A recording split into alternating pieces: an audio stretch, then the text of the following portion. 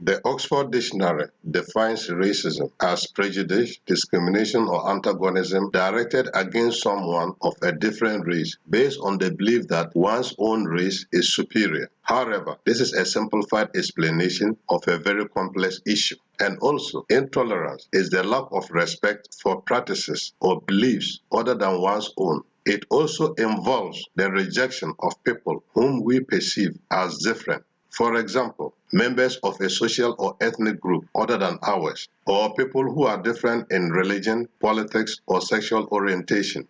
I'm Samsidin, I'm from Ghana, and I'm based in Greece. And today I want to talk about people of different descent, ancestry, or culture who are living and working in the European Union. These various minority groups face racism, discrimination, and intolerance. In fact, in 2018, an EU-wide Eurobarometer found out that over half of Europeans believe racial and ethnic discrimination is widespread in their country, but with considerable variation between member states. Therefore, how is EU fighting racism and intolerance? What policies is EU developing?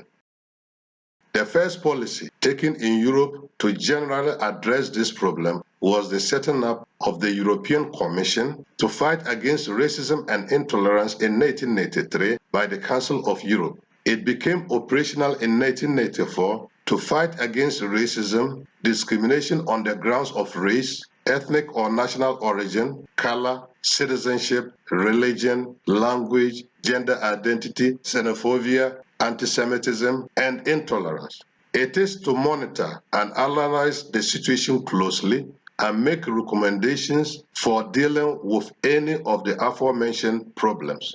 Besides, at the EU level, the anti-discrimination is included in the European Treaty in 1997. A directive fighting discrimination on the basis of race and ethnicity has been adopted in the year 2000. And most recently, an action plan against racism 2020-2025 was adopted, setting out a number of actions to tackle racism through EU law, but also through other means such as working with member states, including national law enforcement, civil society, media, and in harnessing the available and future European tools. Among others, the action plan calls for better enforcement of EU law. The EU has a very strong legal framework to combat this phenomenon, but there's a clear need to reassess the framework and identify any potential gaps to fill. The Commission will also ensure a full and correct implementation of the framework's decision on combating racism and xenophobia through infringement procedures.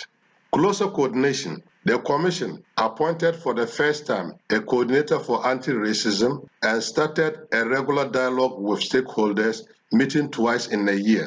The coordinator's aims are to liaise with people of minority or racial backgrounds, to interact with member states, European Parliament, civil society, academia, and for the Commission to strengthen its policy responses in the field of anti-racism, fair policing and protection, with the support of EU agencies such as the Agency for Fundamental Rights and the Agency for Law Enforcement Training. Member states are encouraged to take steps to prevent discriminatory attitude by law enforcement authorities and to boost the credibility of law enforcement work against hate crime.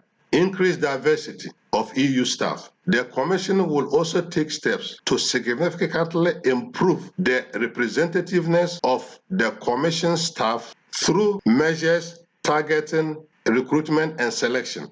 Furthermore, this action plan also focuses on awareness raising to address racial and ethnic stereotypes through the media, education, culture, and sports, and also the collection of data aggregated by racial or ethnic origin.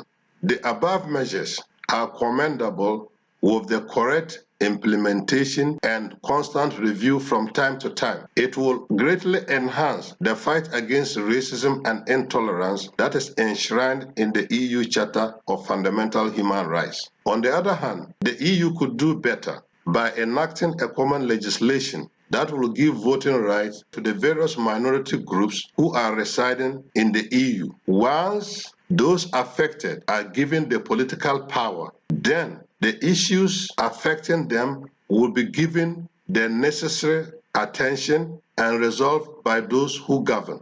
Therefore, the EU is on the right track, but there's a need to improve the real implementation of the measures against racism and intolerance in Europe.